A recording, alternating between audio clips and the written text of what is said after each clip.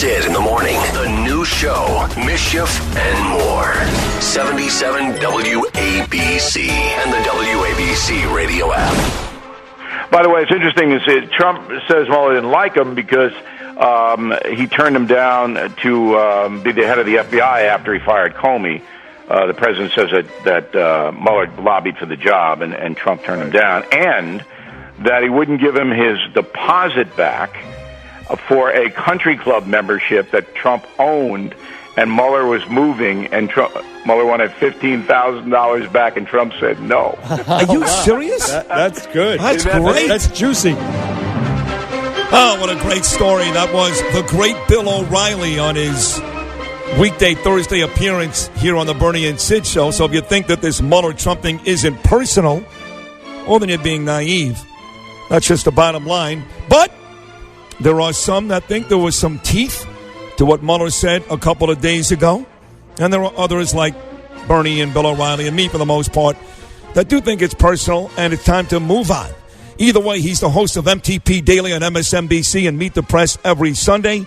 Our dear friend, the great Chuck Todd, for his Friday appearance. Now, Chuck, that's a little bombshell there that O'Reilly dropped on us yesterday, that Mueller is mad that Trump didn't give him back his $15,000 for his golf club membership. Right. The only person that keeps bringing this up is Trump. Trump's told this story. He told me this story. He tells everybody this story because I think he wants people to think it's personal. Whether it is or not, we don't know. We don't have Mueller's side of the story, but Donald Trump not returning club fees and not following a contract is pretty much, from my understanding, par for the course, no pun intended, for all of his country clubs. It's tough to get your money back from a Trump country club. So, Chuck Todd, listen, you're the man in the know. Okay. What did We'll lose you guys on that one? Yeah. We thought I don't know. We apologize for that. Listen. That's all right. What was the point? You guys are quick. You guys are usually ready to bombard me. We thought you were going to follow up with something substantive. I caught you mid-water. You did. Listen. Yes. Well, let me ask you this. Mueller came out the other day in what seemed to everybody a pointless exercise. He didn't add to anything he already put out in that 448-page report.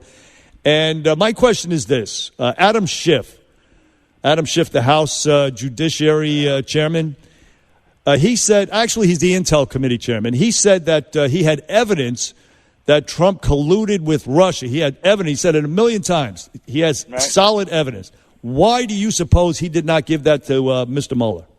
It's a great question. I mean, look, I think a few people, and Adam Schiff was one of them, helped to contribute to this perception that everything was oversold. I mean, I think, look, a lot of people are trying to figure out Mueller's motive. I think Mueller's motive was pretty clear. I think he thought Bill Barr was unfairly interpreting the report. So he went out there and gave voice to it. I think he also gave voice to it because he's trying he doesn't want to publicly testify before Congress. So I think he figured, well, he owed some on-camera statement. That's the second thing.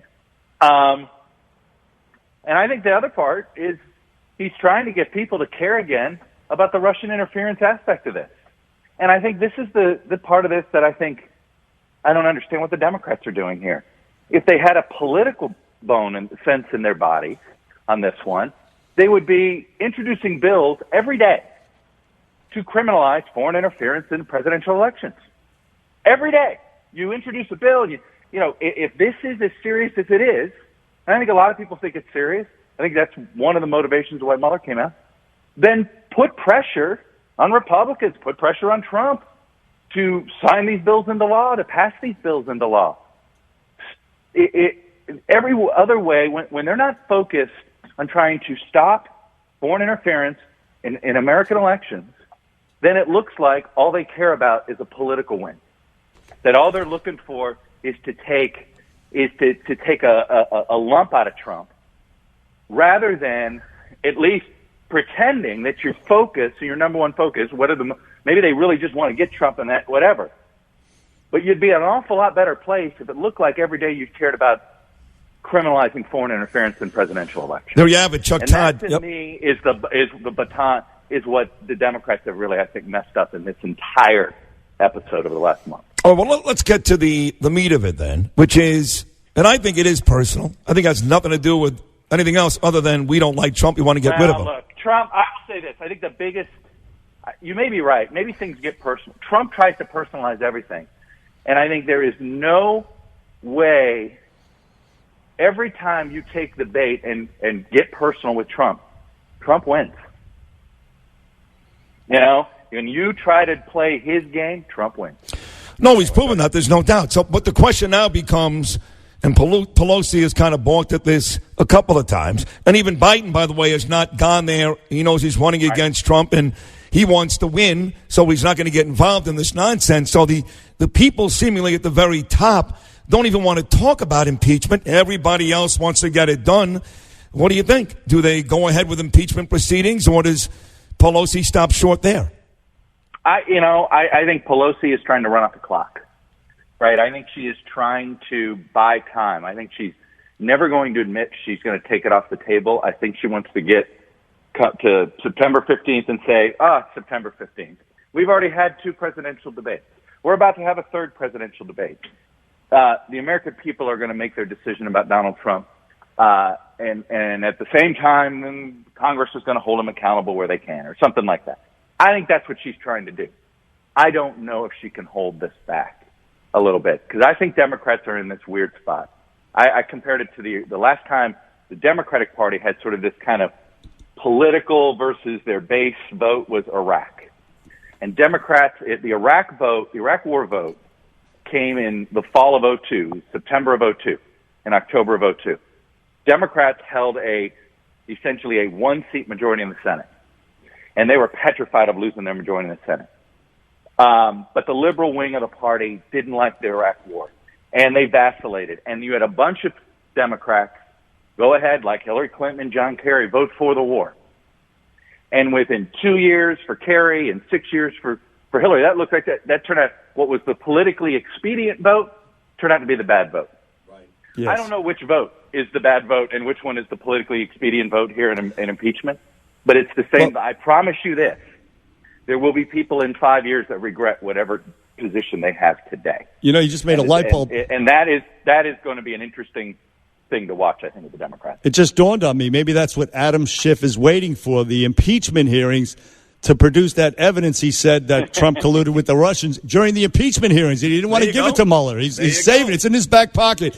One last quick question. Moment. Hey, this Mueller probe, of course, was about Russian meddling. My question to you, Chuck Todd, is how come Mueller didn't look into the origins and the use of that fake Russian dirty dossier?